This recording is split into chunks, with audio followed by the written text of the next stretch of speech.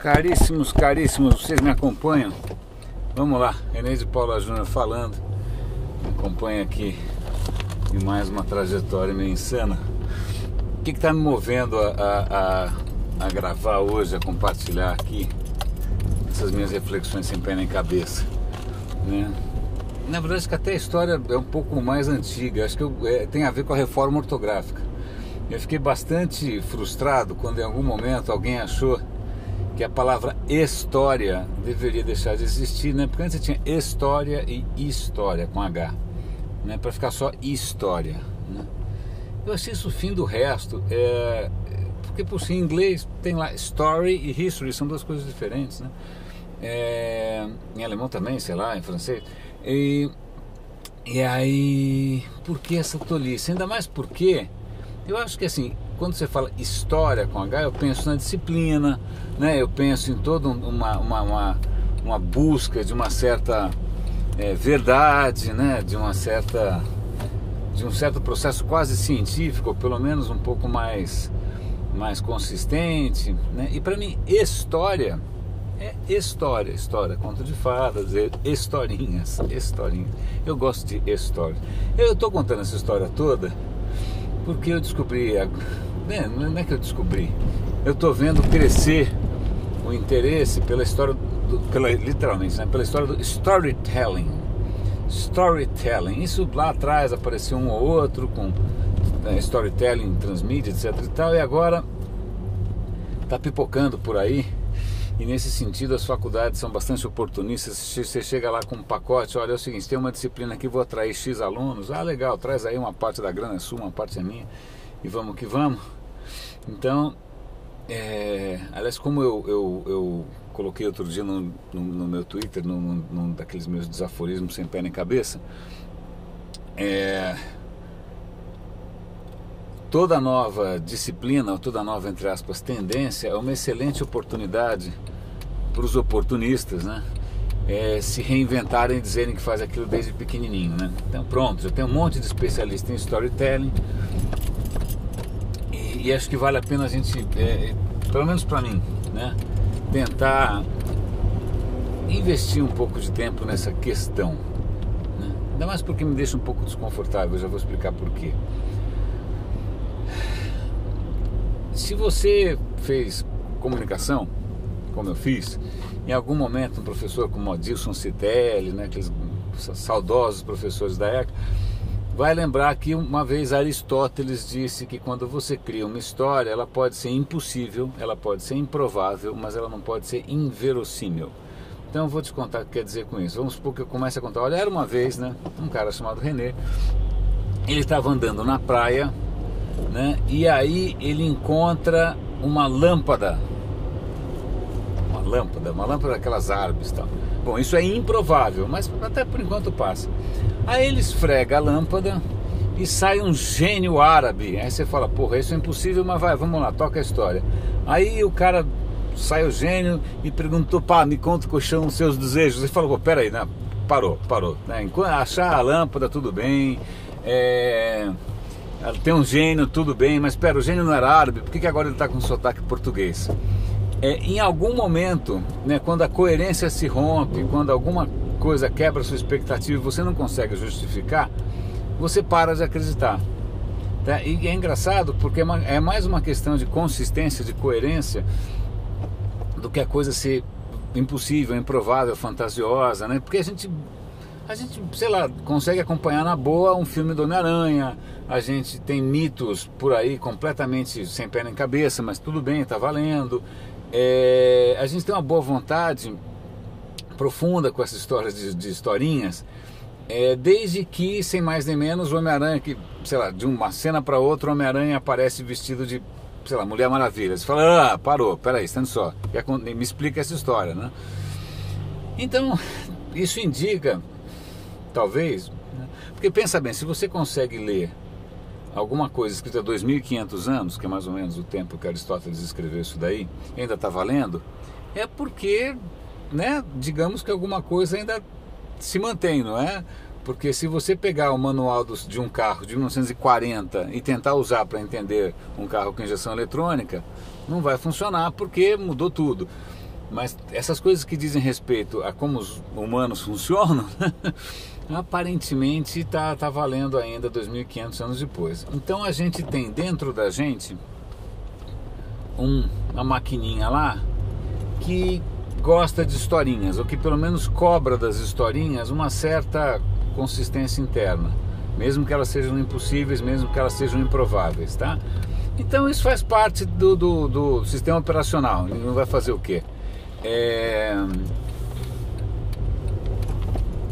E aí vai fazer o quê? Talvez seja a pergunta, né? Por que você vai fazer a respeito? Você vai explorar isso de uma maneira malandra? Você vai usar... Já chegamos nesse ponto, vai? Então vamos lá. Por que agora vem uma teoria minha. Por que nós gostamos de historinhas? Pelo que eu tenho acumulado de informações e de, sei lá, estudos que estão acontecendo por aí, na verdade a condição humana é meio singular, porque a gente não foi feito para entender por que as coisas funcionam. A gente não consegue entender muito, a gente não precisa, durante, sei lá, milhares de gerações, a gente não precisou entender a mecânica celeste para saber que o Sol nasce todo dia. A gente não precisou entender a, sei lá, física quântica para conseguir lavar roupa ou para fazer amor. Na verdade, a gente passou bastante tempo bastante feliz conseguindo contar uma historinha. Olha, o Sol nasce de manhã todo dia. Aí você inventa a razão que você quiser. Você pode falar que é uma cobra que engole a lua, mas tanto faz, desde que ela tenha aderência à história do Sol nascer todo dia. Então a gente, como a gente não tem, o nosso cérebro não é um cérebro mecanicista, não é um cérebro que você precisa imputar lá as leis de Newton. Ele funciona meio por base de probabilidades, por repetição, você começa a deduzir algumas recorrências, etc e tal. Então uma historinha que não quebra essas leis da probabilidade, da recorrência e tal, tá valendo, funciona, tá? Então vamos que vamos.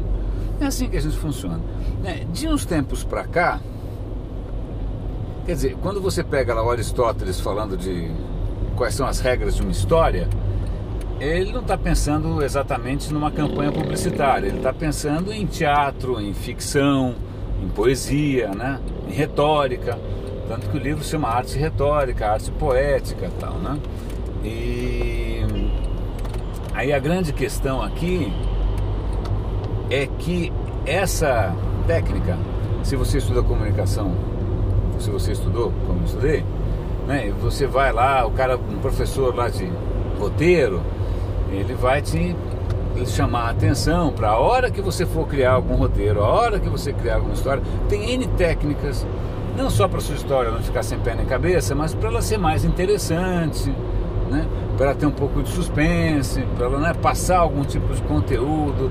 Tem lá uma série de técnicas para isso, o que eu acho totally fair, eu acho bacana.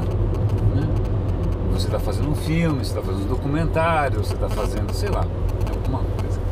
A grande questão é quando esse papo todo de storytelling começa a ser usado de uma maneira meio perversa.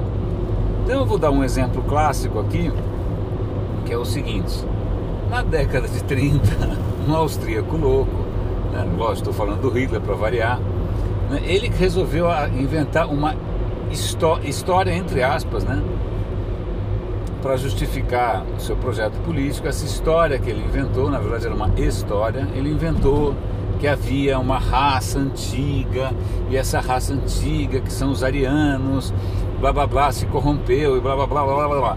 Então ele inventou uma história, inclusive com inimigos bastante claros, tentou matar todos. E essa história, para ela fazer sentido, tá legal, então existia um povo maravilhoso lá atrás, cadê, Porque os romanos deixaram ruína, os gregos deixaram ruína, cadê as ruínas desses arianos? Então os caras mandaram um monte de arqueólogos, entre aspas, para percorrer a Europa e começaram a achar, entre aspas, vestígios, entre aspas, da civilização ariana. Tudo fake, claro, Então o cara ele monta uma pseudo-história, e é uma história bonita, gloriosa, tal. Então esse foi, acho que, um dos grandes pioneiros do storytelling para fins absolutamente malévolos, E hoje em dia você tem todo um discurso aí de que marcas são histórias, que você tem que contar histórias, porque não sei o que são histórias, blá blá blá blá blá.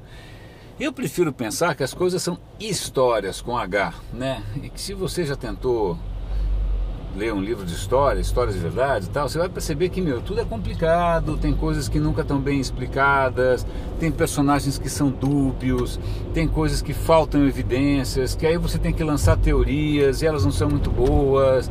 Então tem um monte de mesmo coisas recentes, você vai pegar, por que a Revolução Industrial aconteceu do jeito que ela aconteceu?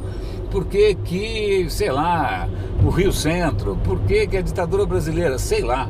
Toda vez que você fala história com H, cara, é bem complicado. Você começa a puxar lá o novelo e vem um monte de nó, né? É uma confusão da... Eu ia falar um palavrão, né? Qual é a diferença de história para história? História é Disneylândia, é tudo lindo, é tudo bonitinho, você tem um vilão claro, você tem um mocinho, as coisas são consistentes, né? É bonito, por isso que a gente vai para Disney. Porque a gente quer ver histórias, porque histórias são um rolo, né? Histórias são uma confusão da porra. Então a gente vai lá para ver histórias, para a cabecinha descansar e a cabecinha achar que o mundo é bonito e é facinho e tal. Na boa, marcas não são histórias. Quando alguém vem para você com uma história, né? História é super fácil de perceber quando o cara está contando uma história e não fazendo história.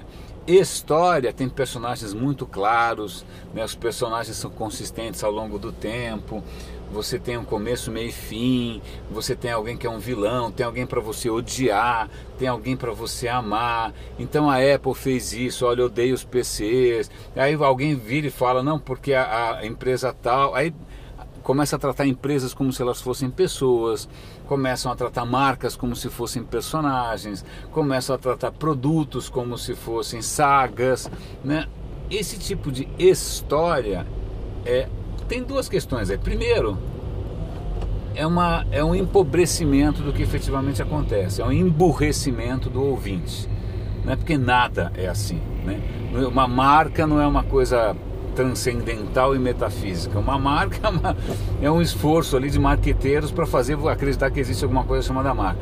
Uma empresa é uma barafunda, é uma confusão de gente, pessoas, interesses, coisas que vão para frente, vão para trás, não dão certo, etc e tal. Produtos, idem.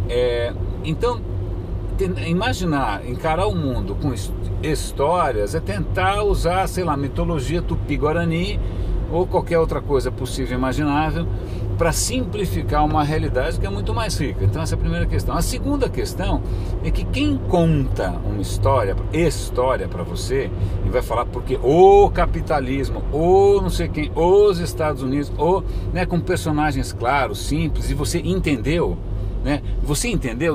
Se você entendeu, tem alguma coisa errada, né? Porque na verdade quando alguém contou alguma historinha que você entende, né, tem alguma agenda por trás, tá? Ou é algum marqueteiro, ou é propaganda política, ou é propaganda, sei lá do que diabo que propaganda é essa, ideológica.